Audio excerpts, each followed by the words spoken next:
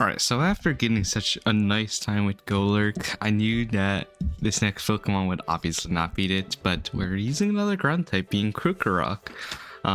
So apparently Sandile and Crocodile have all been, both been Silverand before, but the one that hasn't been, unsurprisingly, is the middle evolution, Krokorok. Now Krokorok, despite having less than 400 base stat, actually has pretty nice stats where it matters. So essentially it has base 351 and it has 82 base attack and 74 base speed, and that's actually pretty solid for a solo run because eventually at some point you're gonna outspeed most things. Once you're over level, you just need to be at least a certain level of speed. So 74 is really nice, and the 82 is actually a really high attack stat, so it's actually really nice. And at the start of the game, you do also start off with Bite, so you get stabbed right away, and after beating the first gym, you can also get Bulldoze, which is really nice. But before we get into the run itself, here are the rules, and now let's get into it. So Crocodile has two amazing abilities, which is what makes it so good for actually solo running. So its first ability is Intimidate, and then its second ability is Moxie. Now Moxie is a crazy good ability because any trainer that has multiple Pokemon, we can just easily, I guess, stack our attack after each Pokemon defeated. Now I know that would technically slow things down slightly based on the text, but honestly, being able to just like snowball and deal so much damage is just so much more worth it. Now, Intimidate, of course, is an amazing ability because it allows me to get a chance to set up by nerfing their first Pokemon's damage, but I think overall, Moxie is still significantly better, and from how the run went, I definitely agree that it's still the case. So right off the start, I think we did struggle a bit on the first gym. Unsurprisingly, it is the bug type gym, and then we just we had to get lucky and also level up a little bit more. Now since Krokorok does have a medium slow, it is supposed to be not as fast as most Pokemon, but actually I found it pretty nice for EXP gain. I actually got EXP pretty quickly, but yeah, I did lose to the gym leader once, and at that point I was like level 10 to level 11, so unsurprisingly, yeah, I was slightly under leveled and I wasted both of my potions for that. But I guess if there's any other bonus of using Krokorok is that it has an early evolution at level 40, and obviously we're not evolving to Crocodile, but when you, I guess, over level the evolution level, you do get extra EXP, and since we're never going to be leveling, we do get extra EXP, and I do kind of notice it throughout the run. It's actually pretty helpful. But yeah, on the second time I've decided to fight the rest of the gym trainers in the bug gym. By doing that, I was able to get enough levels. And then after beating that, we obviously get the Bulldoze TM, and then we move on to deal with Grant. So Grant, it was, well, in theory, it should have been much easier, but surprisingly, we didn't one-shot Amora at +1 with Bulldoze, and we just get one-shot by takedown since it is refrigerate boosted and we are weak to it. So this was another one of those cases where we had to fight the gym trainers to get enough EXP, so we had enough damage to just one-shot the Amora. But after that, it wasn't too much of a problem. And then beating the Corna's 2 Lucarios was no issue. That one was really easy because at that point you get the O-Power speed, so you outspeed both Lucarios, and since they can't one-shot with the first one can't one-shot with Power Up Punch, and after you beat the first one you get enough damage from Moxie to one-shot the other one.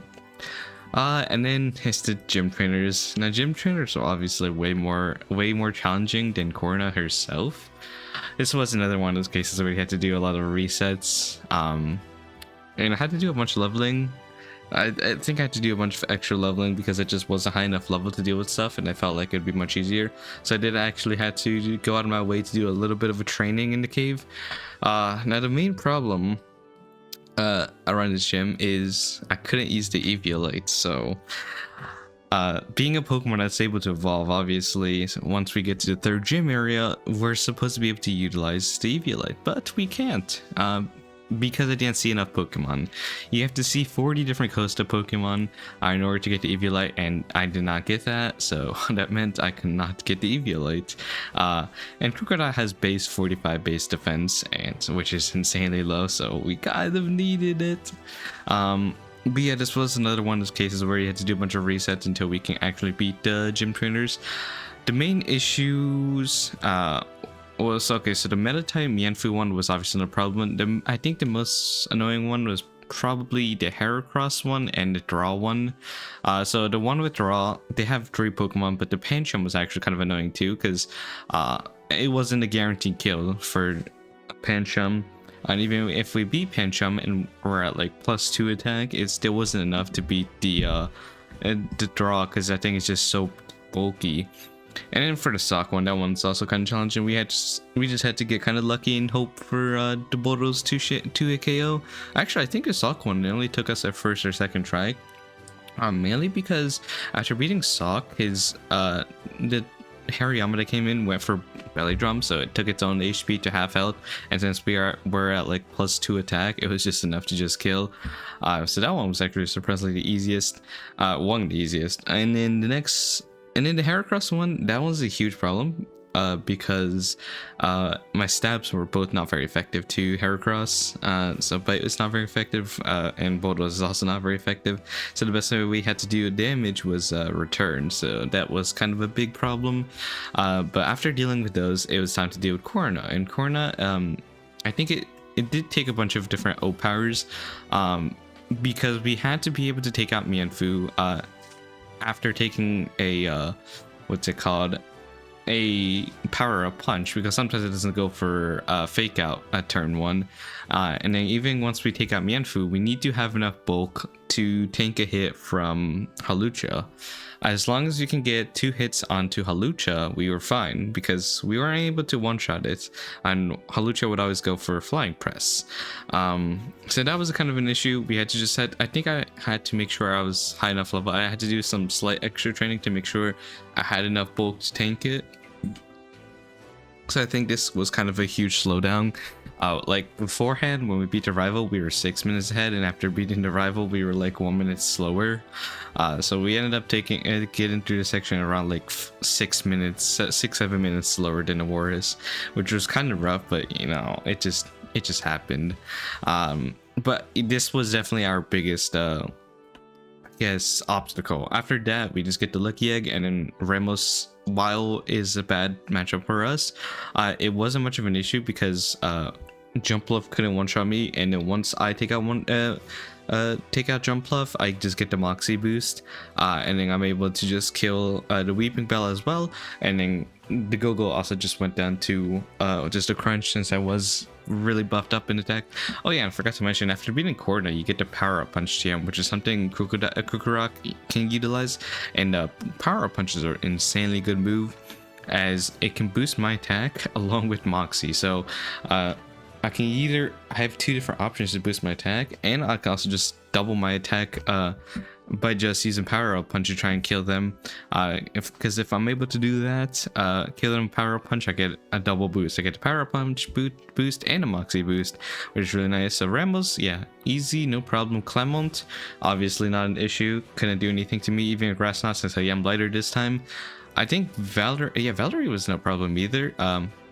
Despite being a fairy type, I just need to take out Mawile, and once you take out Mawile, the Moxie boost does give you enough bulk to just deal with things. And also I use Power Up Punch on the Mawile, since the Mawile I think went for Iron Defense first turn, so I actually took no damage. So Valerie was no problem, and then Olympia obviously is not an issue, since she does use Psychic type, so we just need to use an X speed and we just one-shot everything with Crunch. I think actually we got Crunch at a really early level, which was really nice. I think it was like 25, 27, so that was insanely nice to have. But yeah, and then after beating Olympia, we were 10 minutes ahead, and then Lysandre, he was, I think the first fight he wasn't too bad. Oh wait, no, the first fight actually was kind of a problem, because he did have Gyarados that would always come out after his first Mienfoo. So I think what we needed was just enough attack to deal with it. So we did the +1 attack, and then after, like before I guess after using the O-Powers for this battle, it brings our attack to +2, which is really nice. But then the problem is, I think I also taught Rock Tomb so I could deal more damage to Gyarados. I just needed enough damage after, I guess, killing the Mianfu with the Moxie boost to just kill the Gyarados. And the Gyarados did have Intimidate. So I think my strategy for this was to use Power Up Punch on the Mianfu first, so that I can get another +1 boost, and because I'd be able to tank one hit from Mianfu, so I'd get myself to +3 attack by also utilizing the O-Power, and this way once Gyarados comes out, I'd be a +2 attack and Rock Tomb would kill. So after that, it was I guess we go through the whole Team Flare hideout, and then we had to fight Lysandre one more time. Now I think the Lysandre, or not one more time, 2 more times, but I think Lysandre on the second attempt wasn't too bad. It was actually a lot easier, since at this point we actually unlocked the O-Power attack too. But the main problem was first Mian Xiao. We had to teach Protect. So we can make it deal half its health using High Jump Kick, and we couldn't use Rock Tomb because we didn't have enough moves, because I needed Power Up Punch, and then but the thing is, I think with +2 attack we were able to one-shot Gyarados with Crunch, so everything actually just went down quite easily after that. And then obviously the final fight of Lysandre is probably one of the most difficult ones, since you know, you can't use O-Powers for that, so you gotta find some other way to do it. But the good part about this is, 1, Gyarados is not a flying type anymore, which means we can use Earthquake, and 2, it comes out last, so we have plenty of time to set up beforehand. So obviously we use Protect on Mianxia, so it does half its health, and then we just kill it off with Earthquake. Actually, I'm not sure if I went for Power Punch here, but once that comes out, once that goes down, next up is the Pyro, right? Pyro just goes down to a Power Punch. And now Honchkrow comes out, and since it doesn't kill me, I get also another chance to just kill it with 2 Power Up Punches.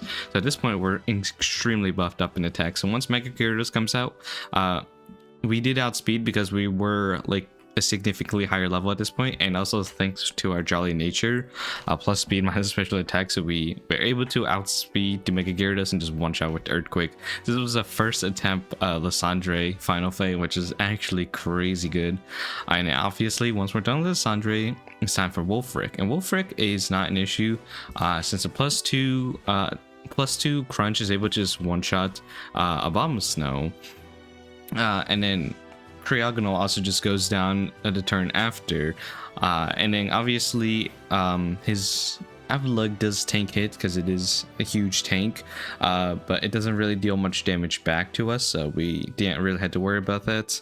And also I forgot to say, we did do an O-Power speed just to ensure we were faster than the Cryogonal. And then once we're done with that, it is time for the champion. So, or before that, we had to do the Elite Four, obviously. The first one to take on is Seabolt, the water one, because we had to deal with another Gyarados, and also because the water types were just extremely strong against me. However, a +2 attack, Crunch is able to take out Clawitzer, and then Starmie came out, Barbarical came out, and then Starmie, so we were able to just stack up our attacks. So by the time Gyarados came out, we were just easily able to take it out. And after that, I think I went for the Dragon one. So Dragon one, I think I didn't even use any O-Powers for this. We were able to easily take out Dragalge, and then when our target came out, that one obviously went slowly again because it has Cotton Guard, and we weren't able to take it out in one hit. But by setting up some Power Up Punches, we were able to just take that out, and then Dirty Gun came out, Snowyvern came out, not a problem. And then the Steel, we did the Steel one next. This one actually I think took me 2 attempts because I didn't. Oh, it's because I didn't play around Torment. So Klefki went for Torment, meaning I can't use the same attack twice in a row. And since I went for Earthquake to kill out Klefki, when Aegislash came in, I had to use Crunch. And because it's a contact move, it used King Shield, which ended up making me lower my attack stats, and which meant that we didn't have enough damage for Scizor, and Scizor was able to just take us out. So we had to restart, and on this attempt I just had to play slightly safer against Klefki, but I just went for Power Up Punch into Crunch. This way, once Aegis came out on the turn and went for King Shield. I could just Earthquake, so it didn't matter. And then I was able to just take out with Crunch and a Scissor. I could take that out. And then Purple Pass obviously was an issue. And finally, we have Diantha. Or actually, no, we have the Fire one. But Fire one, obviously not a problem. That one significantly easy. At this point, we were like level 84, so it was time for Diantha. So Diantha obviously was no problem. I think I did pop off in O power speed for this one. So Hawlucha did have flying. Actually, no, I did kind of need O powers for this. So essentially, I needed enough speed to outspeed the Hawlucha. And I needed also enough attack. So enough attack and speed to take out Hawlucha. But the first time I did miss Rock Tombs, I had to retry it with O powers. But of course, on the second time, I had an O power attack 2, sharply boosting my attack and then boosting my speed to make sure I outspeed everything.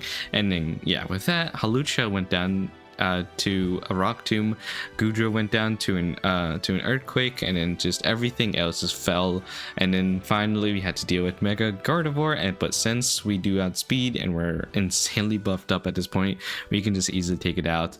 And by beating that, we beat the game at 2 hours 38 minutes and 18 seconds, which is obviously slower than Golurk, but around 28 minutes faster than Aurorus, which is crazy nice. Because it was actually impressive, considering Krokorok's not a fully evolved Pokemon. Yet it managed to outspeed Aurorus, but of course Aurorus did have its problems and issues. But anyways, next up we are doing Breaks In, which is significantly worse than Krokorok, and I am convinced I'm going to struggle a lot on that. So look forward to that, and we'll see you next time. Bye bye.